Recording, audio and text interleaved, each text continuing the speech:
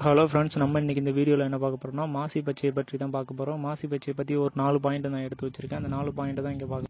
First point வந்து மாசி பச்சைன்னா என்ன, second வந்து கன்று தேர்வு செய்வது எப்படி, மூணாவது வந்து நடவு முறை, நாலாவது வந்து எப்படி பராமரிப்பது. முதல் பாயிண்ட், மாசி பச்சை என்றால் என்ன. மாசி பச்சை வந்து நீங்கள் எல்லோரும் பார்த்துருப்பீங்க, ஆனால் கண்டிப்பாக உங்களுக்கு வந்து நேம் தான் தெரிஞ்சிருக்காது. எல்லார் வீட்லேயும் கண்டிப்பாக ஏதாவது ஒரு ஃபங்க்ஷன் நடந்திருக்கும், இல்லைன்னா நடந்து முடிஞ்சிருக்கும். அப்போ கண்டிப்பாக எல்லோரும் மாலை வாங்கியிருப்பீங்க. அந்த மாலையில் அதிகமாக வெள்ளைப்பூ அண்டு பச்சை எல்லாம் வெள்ளைப்பூ அண்டு பச்சையில் ஒரு மாதிரி இலை மாதிரி நிறையா வச்சு கட்டியிருப்பாங்க. அதில் அந்த வெள்ளைப்பூன்னு சொல்கிறத வந்து அண்டு சம்மிங்னு சொல்லுவாங்க, இங்கிலீஷில் வந்து டியூபரோஸ்ன்னு சொல்லுவாங்க. இலை மாதிரி ஒன்று சொன்னோம்ல, அது வந்து அந்த மாசி பச்சை தான். அதிகமான மாலை வந்து மேக் பண்ணுறது வந்து இந்த மாசி பச்சை அண்டு டியூபரோஸ் வச்சு தான் மேக் பண்ணுவாங்க, உருவாக்குவாங்க. இரண்டாவது பாயிண்ட் என்ன சொன்னால், இரண்டாவது பாயிண்ட் வந்து கன்று எவ்வாறு தேர்வு செய்வது. நீங்கள் இப்போ மாசி பச்சை வைக்கலாம்னு நினச்சிங்கன்னா இந்த பதிவு வந்து உங்களுக்காண்டி தான். இந்த பதிவு உங்களுக்காகத்தான். தேர்ந்தெடுக்கப்படும் செடி 1 ஆர் இல்லைன்னா 1.5 இயர் வந்து ஆன கன்றாக தேர்ந்தெடுக்க வேண்டும். கன்றுகள் வாங்கும் இடத்தில் ஏதாவது நோய்கள் பூச்சிகள் இருந்தால் அந்த கன்றுகளை வாங்குவது தவிர்க்க வேண்டும்.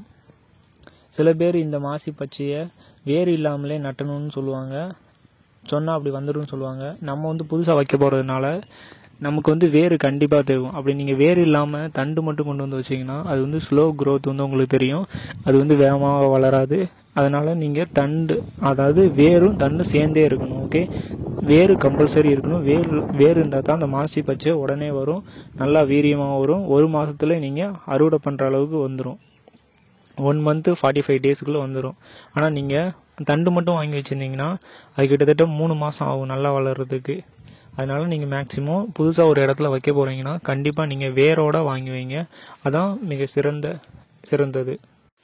சரி, ஓகே. இப்போது நடவு முறையை பற்றி பார்ப்போம். முதல்ல வந்து நீங்கள் நிலத்தை வந்து நல்லா பண்படுத்த வேண்டும். பண்படுத்துதுன்னா சில பேர்த்துக்கு என்னன்னே தெரியாது. பண்படுத்துறதுனா வேறு ஒன்றுமே இல்லை, உழுது போடுற நிலத்தை தான் பண்படுத்துதல் அப்படின்னு சொல்லுவாங்க. ஃபஸ்ட்டு வந்து இந்த மாசி பச்சைக்கு வந்து நீங்கள் மோல்டு ப்ராடு ப்ளோன்னு சொல்லுவாங்க, அதாவது மோல்டை வச்சு உள்ளூரெல்லாம் மோல்டுன்னு சொல்லுவாங்க. அதை வச்சு நீங்கள் நல்லா உழுதுட்டு அது மேலே வந்து ரொட்டேட்டர் நீங்கள் அடிச்சுட்டு ரொட்டேட்டர் அடித்தா லெவல் ஆயிரும். அதுக்கடுத்து நீங்கள் பாத்தி அமைப்பதை வந்து மேற்கொள்ளணும். பாத்தி நம்ம அமைச்சாச்சு. பாத்தி அமைச்சோடனே அதுக்கடுத்து நம்ம தேவையான கன்றுகளை கொண்டு வந்து நம்ம இந்த பாத்தியில் நடவு செய்ய வேண்டும். ஃபஸ்ட்டு இப்போ நடவு செய்யும்போது இந்த கண்ணுக்கு வந்து இடைவெளி எவ்வளோ ஒன்றுனா 15 × 15 சென்டிமீட்டர்னு சொல்லுவாங்க. அதாவது row to row, plan to plan. இந்த ரோ டு ரோ, பிளான் இந்த மாதிரி நம்ம குறுகிய இடைவெளி விட்டு நட்டுவதனால் களைகளை நாம் கட்டுப்படுத்தலாம்.